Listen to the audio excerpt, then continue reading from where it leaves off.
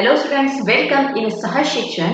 आपण आता 5वा चॅप्टर जो होता आपला हरित ऊर्जेच्या दिशेने हा चॅप्टर कंप्लीट केलेला आहे। त्याचे 2 पार्ट बनवले आहेत, पार्ट 1 आणि पार्ट 2।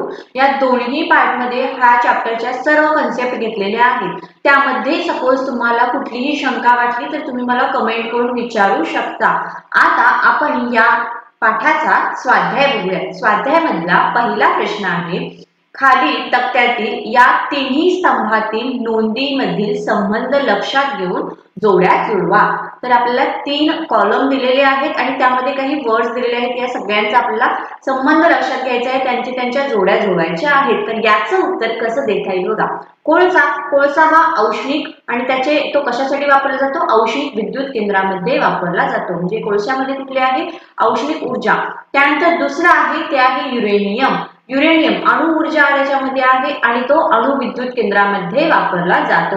पाणी साठा म्हणजे काय? स्थितीज ऊर्जा त्याच्यामध्ये आहे। जलविद्युत केंद्रामध्ये याचा उपयोग केला जातो। त्यानंतर आहे वाऱ्यामध्ये काय आहे? गतीज ऊर्जा आहे आणि याची पवन विद्युत केंद्रामध्ये याचा उपयोग केला जातो। तर अशा प्रकारे हे जे त्यांनी वर्ड्स कसे दिले होते ते आपण त्याचा योग्य संबंध लावून हा तक्ता पूर्ण केला आहे। हा झाला आपला पहिला प्रश्न। आता बघूया प्रश्न क्रमांक 2। काय आहे? औष्णिक विद्युत निर्मितीमध्ये कोणते इंधन वापरतात? या विद्युत निर्मितीमुळे निर्माण होणाऱ्या समस्या कोणत्या? विद्यार्थ्यांनो, जो पार्ट फर्स्ट मी घेतलेला आहे, या पार्ट फर्स्ट मध्ये हा पॉइंट जो आहे हा व्यवस्थित मी घेतलेला आहे। त्या ठिकाणी त्या सर्व समस्या आहेत त्या मी पिक्चर्स वाईज तुम्हाला समजावून सांगितलेल्या आहेत। जर तुम्हाला कन्सेप्ट क्लिअर करून घ्यायचे असेल तर तुम्ही पार्ट 1 बघू शकता। सध्या याचं उत्तर कसं देता येईल हे आपण बघूया। बघा, उत्तरामध्ये औष्णिक विद्युत निर्मितीमध्ये कोळसा हे इंधन वापरतात। कोणते इंधन वापरले जातात? तर कोळशाचे ज्वलन करून निर्माण झालेली उष्णता ऊर्जेचा उपयोग करून विद्युत निर्मिती केली जाते। आता त्याच्यामुळे पहिल्यांदा हा पॉइंट आपल्याला क्लिअर करायचा होता आणि हा तुम्ही परीक्षेमध्ये प्रश्न विचारल्यानंतर सुद्धा पहिल्या ह्या 2-3 ओळी आहेत ह्या लिहाच। त्यानंतर आता त्या समस्या कोणत्या आहेत किंवा ते प्रॉब्लेम्स कोणते आहेत हे बघा। पहिला आहे ते आहे हवा प्रदूषण होते, म्हणजेच कोळशाच्या ज्वलनाने कार्बन डायऑक्साइड, सल्फर डायऑक्साइड आणि नायट्रोजन ऑक्साइड यासारखी हानिकारक तसेच मानवाच्या आरोग्यास घातक जे वायू आहेत हे वातावरणामध्ये उत्सर्जित होतात, त्यापासून गंभीर आजार निर्माण होतात। त्यानंतर दुसरा, इंधनाचे ज्वलन झाल्यानंतर जे सूक्ष्म कण आहेत हे सूक्ष्म कण वातावरणात सोडले जातात। या घनरूप कणांच्या मुळे श्वसन संस्थेचे गंभीर आजार उद्भवू शकतात। हा झाला आपला दुसरी त्याच्यासाठीची समस्या। आता तिसरी समस्या कोणती बघा। कोळशाचे भूगर्भातील जे साठे आहेत हे कसे आहेत? मर्यादित आहेत, ते फार काळ टिकणार नाहीत। त्यामुळे पुढच्या काळात विद्युत निर्मितीसाठी कोळशाच्या उपलब्धतेवर ती मर्यादा येईल। हे झाले त्याच्याशी रिलेटेड 3 समस्या। आता बघूयात प्रश्न क्रमांक 3। औष्णिक विद्युत निर्मिती केंद्राशिवाय म्हणजे याच्याशिवाय इतर कोणत्या विद्युत केंद्रात उष्णता ऊर्जा वापरली जाते? ही उष्णता ऊर्जा कोणकोणत्या मार्गाने मिळवली जाते? तर बघा, याचं उत्तर सुद्धा अगदी सोपं आहे। पार्ट 1 मध्ये मी हा पॉइंट सुद्धा अगदी क्लिअर केलेला आहे। उत्तर बघूया। औष्णिक विद्युत निर्मिती केंद्राशिवाय अणु ऊर्जा केंद्रात आणि नैसर्गिक वायू ऊर्जेवर आधारित विद्युत केंद्रात कोणते आहेत? बघा, मी हायलाइट करते, अणु ऊर्जा केंद्र आणि नैसर्गिक वायू ऊर्जेवरती आधारित विद्युत केंद्र, या 2 विद्युत केंद्रात उष्णता ऊर्जा वापरली जाते। आता आपण द्यायचा आहे पॉइंट फर्स्ट। अणु ऊर्जा केंद्रामध्ये युरेनियम अथवा प्लुटोनियम सारखे अणु वापरले जातात। अणु केंद्रकाचे विखंडन केले जाते। यातून निर्माण झालेली उष्णता ऊर्जेचा उपयोग करून पाण्यापासून उच्च तापमानाची व दाबाची वाफ निर्माण करण्यात येते। त्यानंतर दुसरा पॉइंट द्यायचा आहे तो रिलेटेड टू नैसर्गिक वायू ऊर्जेवर आधारित विद्युत केंद्रामध्ये नैसर्गिक वायूच्या ज्वलनाने निर्माण होणाऱ्या उच्च तापमानाची व त्याची जी दाब आहे या उच्च दाबाच्या वायूने टर्बाइन्स फिरवले जातात। त्यानंतर तिसरा पॉइंट, सौर औष्णिक विद्युत केंद्रात सूर्याच्या उष्णतेचा वापर करून परावर्तन व शोषक यांच्या सहाय्याने उष्णता निर्माण करून पाण्याची वाफ केली जाते आणि या वाफेवरती टर्बाईन फिरवले जाते। तर अशा प्रकारे औष्णिक विद्युत निर्मिती केंद्रात शिवाय इतर जे आहेत या तिन्ही मार्गांनी विद्युत निर्मिती केंद्रामध्ये उष्णता ऊर्जा वापरली जाते। आता बघूयात प्रश्न चौथा, कोणत्या विद्युत निर्मिती केंद्रात ऊर्जा रूपांतरणाचे जास्त टप्पे आहेत? तर कोणत्या विद्युत निर्मिती केंद्रात ऊर्जा रूपांतराचे कमीत कमी टप्पे आहेत? तर त्याचं उत्तर दोनच पॉइंट्स मध्ये आहे। पहिला पॉइंट आपल्याला लिहायचा आहे, औष्णिक विद्युत निर्मिती केंद्रात जे ऊर्जा रूपांतरणाचे सर्वात जास्त टप्पे आहेत, तर पवन विद्युत निर्मितीमध्ये ते सर्वात कमी आहे। ठीक आहे विद्यार्थ्यांनो, दोनच पॉइंट्स आहेत, अगदी व्यवस्थित क्लिअर करून घ्या। त्यानंतर प्रश्न पाचवा, खालील शब्दकोडे सोडवा। आता शब्दकोड आलेला आहे म्हणल्यावर कन्फ्यूज व्हायचं नाही, तर याचं उत्तर काय आहे हे आपण आता बघायचं। पहिला विचारलेला आहे, औष्णिक ऊर्जा प्रकल्पात वापरले जाणारे इंधन। मग अशीच आपण प्रश्न दुसरा बघितला, त्याच्यामध्ये उत्तर क्लिअर सांगितलेलं आहे की औष्णिक ऊर्जा प्रकल्पामध्ये इंधन कोणतं वापरलं जातं, तर ते आहे कोळसा। ओके, देन सेकंड, साठवलेल्या पाण्यातील स्थितीज ऊर्जा हा ऊर्जेचा स्रोत आहे। तर याचं उत्तर विद्यार्थ्यांनो जलविद्युत स्रोत आहे। त्यानंतर तिसरा, चंद्रपूर येथील विद्युत निर्मिती केंद्र। तर महाराष्ट्रामध्ये चंद्रपूर या ठिकाणी एक विद्युत निर्मिती केंद्र आहे, ते कोणत्या आधारावरती आहे, तर ते औष्णिक ऊर्जेवरती आधारित आहे। या ठिकाणी मी समोरच औष्णिक असं लिहिते। त्यानंतर चौथा आहे, नैसर्गिक वायूमधील ऊर्जा। नैसर्गिक जे वायू आहेत, सीएनजी आहे, एलपीजी आहे, या वायूमध्ये कोणत्या प्रकारची ऊर्जा असते, रासायनिक ऊर्जा।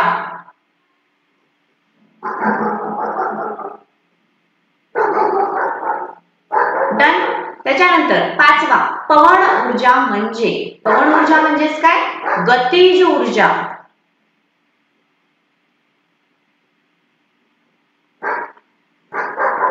ओके, ऑल कम्प्लीट केलेला आहे। जे शब्द कोडे तुम्हाला अवघड वाटत होतं ते आपण आता सोपं करून सोडवलेलं आहे।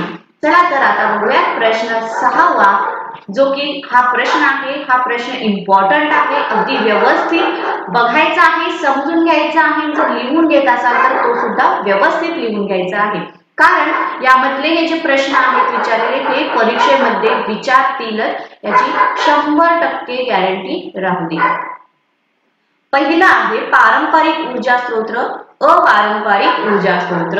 तर त्याच्यामधला फरक बघा। पहिला काय, पारंपरिक ऊर्जा स्रोत प्रदूषणकारी आहे, त्यापासून मोठ्या प्रमाणात कार्बन प्रदूषण होते। तर अपारंपरिक स्रोत जे आहेत हे प्रदूषणकारी नाहीत, त्यापासून कोणतेही प्रदूषण होत नाही। सगळ्यात सोपा पॉइंट वरती घेतलेला आहे। त्यानंतर दुसरा पॉइंट, पारंपरिक ऊर्जा स्रोत हे पर्यावरण स्नेही नाहीत, अपारंपरिक ऊर्जा स्रोत पर्यावरण स्नेही आहेत। तिसरा पॉइंट, पारंपरिक ऊर्जा स्रोतापासून तयार झालेली इंधने ही जास्त मूल्य किंवा अधिक किमतीची असतात, तसेच अपारंपरिक ऊर्जा स्रोत तयार केलेले या ऊर्जेचे मूल्य कमी असते। चौथा पॉइंट, पारंपरिक ऊर्जा स्रोत हे अपुनर्विकरणीय आहेत किंवा असतात, तर अपारंपरिक ऊर्जा स्रोत आहेत हे पुनर्नवीकरणीय आहेत, म्हणजे त्याच्यापासून ते आपल्याला पुन्हा पुन्हा वापरता येतात, परंतु पारंपरिक ऊर्जा स्रोत आहेत हे आपल्याला पुन्हा पुन्हा वापरता येत नाही। पाचवा, ऊर्जा स्रोत पृथ्वीवर मर्यादित स्वरूपात आहेत, काही वर्षांनी ते संपुष्टात येतील। उदाहरण, जीवाश्म इंधन आहे, कोळसा आहे, खनिज तेल, पेट्रोल, नैसर्गिक वायू ही त्याची उदाहरणे आहेत। तर अपारंपरिक ऊर्जा स्रोत आहेत हे पृथ्वीवरती अमर्यादित उपलब्ध आहेत, ते शाश्वत आहे. उदाहरण सौर ऊर्जा आहे, पवन ऊर्जा आहे, पाणी आहे, हे सर्व त्याची उदाहरणे. 6वा पॉइंट कोणता बघा. पारंपरिक ऊर्जा स्रोत निर्मिती केंद्रासाठी कमी जागा लागते आणि त्याचे व्यवस्थापन जे आहे हे तुलनेने कमी खर्चामध्ये होते. परंतु विद्यार्थ्यांना अपारंपरिक ऊर्जा स्रोत जर वापरायचे असेल आणि त्याची निर्मिती करायची असेल, त्याच्यापासून विद्युत निर्मिती करायची असेल, तर त्या केंद्रासाठी जागा जास्त प्रमाणात लागते. तसेच त्याचे व्यवस्थापन, त्याची जोडणी जे आहे, मेंटेनन्स जे आहे, हे करण्यासाठी तुलनेने जास्त खर्च येतो. तर हा झाला आपला त्यातला पहिला पॉइंट, पहिला प्रश्न कव्हर. त्यातला दुसरा प्रश्न बघा, फरक लिहा मधला. आता दुसरा प्रश्न विचारलेला आहे औष्णिक विद्युत निर्मिती आणि सौर औष्णिक विद्युत निर्मिती. ओके, फरक व्यवस्थित बघा, कारण हे महत्वाचे प्रश्न आहे.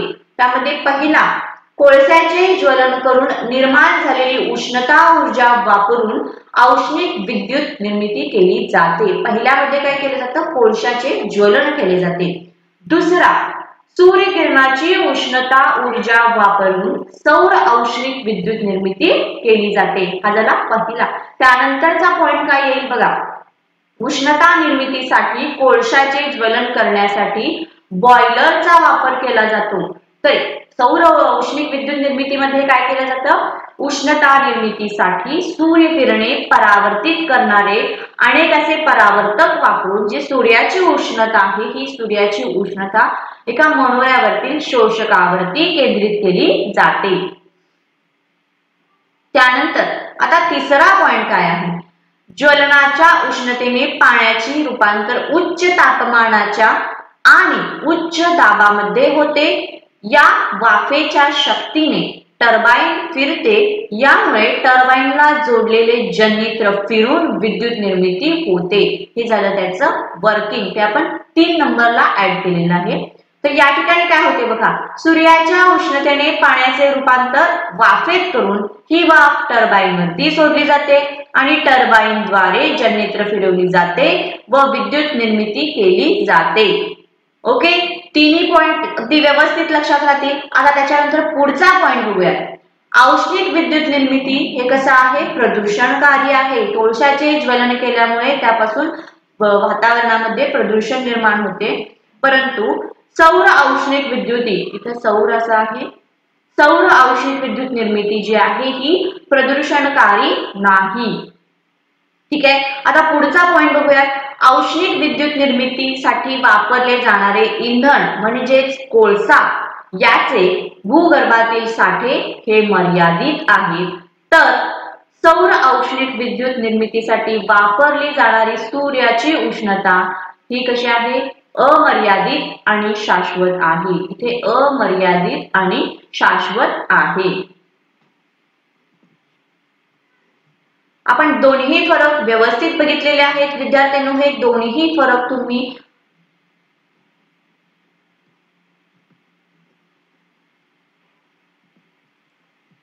तुम्ही व्यवस्थित लक्षात ठेवायचे आहेत. आता वळूया पुढच्या प्रश्नाकडे.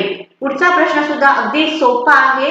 जरी हा पाठाचा स्वाध्याय खूप लेंदी असला तरी त्यामध्ये जे प्रश्न विचारलेले आहेत हे प्रश्न छोटे छोटे आहेत आणि परीक्षेमध्ये ते जास्तीत जास्त वेळेला विचारलेले आहेत. त्यामुळे हा पाठ कसा आहे किंवा याचा स्वाध्याय जो आहे हा कसा आहे, इम्पॉर्टंट आहे आणि तो तुम्हाला पक्का करायचा आहे. आता बघा पुढचा प्रश्न. हरित ऊर्जा म्हणजे काय, कोणत्या ऊर्जा स्रोताचा हरित ऊर्जा म्हणता येईल, का आणि हरित ऊर्जेची उदाहरणे द्या. किती सोपा प्रश्न, मोठा आहे पण याचं उत्तर अगदी सोपं आहे. उत्तर, ऊर्जा तयार करताना पर्यावरणीय समस्या उद्भवत नाही आणि ज्या ऊर्जेचे साठे शाश्वत आहेत अशा ऊर्जा स्रोतांना हरित ऊर्जा असे म्हणतात. बघा किती सोपं आहे. हरित ऊर्जा म्हणजे काय, तर ज्या ऊर्जा आपण तयार करतो, विद्युत ऊर्जा निर्मिती करतो, त्याच्यासाठी पर्यावरणीय समस्या उद्भवणार नाही. तसेच त्यांचे जे साठे आहेत, जे स्रोत आहेत, ते कशा आहेत, शाश्वत आहेत, अमर्यादित आहेत. अशा ऊर्जा स्रोतांना हरित ऊर्जा म्हणतात. त्यालाच सेकंड पॉइंट त्यालाच पर्यावरण स्नेही ऊर्जा असे सुद्धा म्हणतात. त्यानंतर तिसरा पॉइंट या ऊर्जेला हरित ऊर्जा म्हटले जाते कारण ही ऊर्जा पुनर्नवीकरणीय आहे. हरित ऊर्जा का म्हटले जाते हा सुद्धा बघा इथे त्याला काम असं सुद्धा विचारलेलं आहे. कारण ही जी ऊर्जा आहे ही पुन्हा पुन्हा आपण वापरू शकतो. सूर्यप्रकाश पुन्हा पुन्हा वापरू शकतो. पवन म्हणजे वारा जे काही स्रोत आहे हे पुन्हा पुन्हा वापरू शकतो. पाण्यासाठी जे स्रोत आहेत हे सुद्धा आपण पुन्हा पुन्हा वापरू शकतो. म्हणून त्याला पुनर्नवीकरणीय स्रोत म्हणलेला आहे. यामुळे कोणत्याही प्रकारचे प्रदूषण होत नाही. तिच्यापासून कोणतेही हानिकारक परिणाम होत नाहीत. त्यानंतर आता आपण बघूयात हरित ऊर्जेची उदाहरणे कोणती.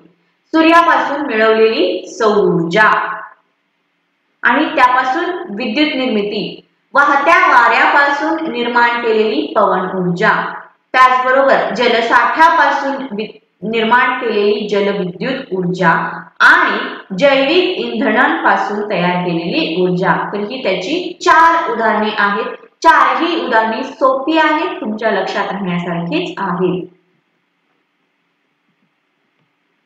आता पुढचा प्रश्न 8वा.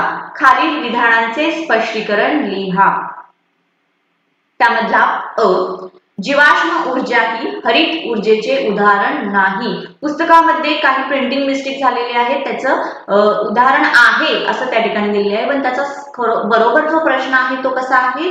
जीवाश्म ऊर्जा ही हरित ऊर्जेचे उदाहरण नाही, याच्याबद्दलच आपल्याला स्पष्टीकरण द्यायचं आहे. ठीक आहे. उत्तर बघा. पेट्रोल असू दे, डिझेल, त्याचबरोबर नैसर्गिक वायू अशा जीवाश्म इंधनांच्या ज्वलनाच्या वेळी त्यापासून कार्बन डायऑक्साईड आणि त्याच्या अपूर्ण ज्वलनामुळे carbon monoxide, sulphur dioxide, nitrogen oxide यासारखे घातक प्रदूषण करणारे वायू निर्माण होतात. त्याचबरोबर त्यापासून कणरूप पदार्थ हे वातावरणामध्ये मिसळतात. या वायूमुळे आणि धुरातील कणांच्यामुळे हवा प्रदूषण होऊन आरोग्याचे घातक परिणाम निर्माण होतो. त्याचबरोबर श्वसन संस्थेचे आजार म्हणजे काय, फॉर एक्झाम्पल दमा यासारखे आजार, या ठिकाणी शोषण नसून श्वसन असं आहे, श्वसन संस्थेचे विकार उद्भवतात. तर दुसरं, जीवाश्म इंधन ही पुढील 100-200 वर्षात संपुष्टात येण्याचा धोका आहे. जीवाश्म इंधन जे आहे ती तयार होण्यासाठी हजारो लाखो वर्ष लागतात विद्यार्थ्यांनो. त्यामुळे त्याचा जो वापर आहे हा आपण वापर मर्यादित केला पाहिजे, कारण पुढील काही 100-200 वर्षामध्ये ते संपुष्टात येण्याचा धोका आहे. त्यामुळे जीवाश्म इंधन हे हरित ऊर्जेचे उदाहरण होऊ शकत नाही. आता प्रश्न पुढचा, ऊर्जा बचत ही काळाची गरज आहे. हा प्रश्न तुम्हाला कदाचित परीक्षेमध्ये विचारू शकतात, कारण या आधी सुद्धा एक्झाम मध्ये यावरती प्रश्न विचारलेला आहे, त्यामुळे हा प्रश्न इम्पॉर्टंट आहे. उत्तर, आधुनिक संस्कृतीमध्ये तंत्रज्ञान आणि विकास यासाठी ऊर्जा ही मानवाची सध्या प्राथमिक गरज बनली आहे. दुसरा पॉइंट, मानवाला आवश्यक असणारे विविध रूपातील ऊर्जा मिळवण्यासाठी विविध ऊर्जा स्रोत सतत वापरले जातात. यातील बहुतेक ऊर्जा औष्णिक ऊर्जेवरती आधारित विद्युत ऊर्जा निर्मिती केंद्रातून मिळवली जाते. म्हणजे जास्तीत जास्त कोणता प्रकार वापरला जातो, औष्णिक ऊर्जेवर आधारित विद्युत निर्मिती केंद्र. त्यासाठी वेगवेगळ्या इंधनांचा वापर केला जातो, म्हणजे त्यामध्ये कोळसा जाळला जातो. जीवाश्म इंधने आणि कोळसा यांचे साठे आहेत हे मर्यादित आहेत. तिसरा पॉइंट बघा विद्यार्थ्यांनो, अजिबात इकडे तिकडे लक्ष विचलित होऊ देऊ नका, कारण हा जो स्वाध्याय आहे यातील जे प्रश्न आहेत ते सर्वच्या सर्व प्रश्न महत्वाचे आहेत. त्यामुळे आता तिसरा पॉइंट बघा, जीवाश्म इंधने आणि कोळसा याचे साठे हे मर्यादित आहेत. त्यांचा भरपूर प्रमाणात जर वापर केला, म्हणजे अति वापर जर केला, तर ते जे साठे आहेत हे साठे नष्ट होण्याची शक्यता आहे. जीवाश्म इंधनाच्या वापरामुळे प्रदूषण आणि हवामान बदल यासारखे परिणाम उद्भवतात. तसेच अणुच्या ऊर्जेपासून जे आपण विद्युत निर्मिती करतो हे देखील कसे आहे, संहारक ठरू शकते.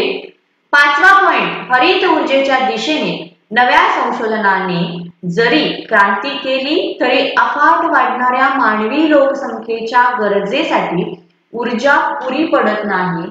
म्हणूनच प्रत्येकाने जाणीवपूर्वक आणि काटकसरीने ऊर्जेचा वापर करणे ही काळाची गरज बनली आहे।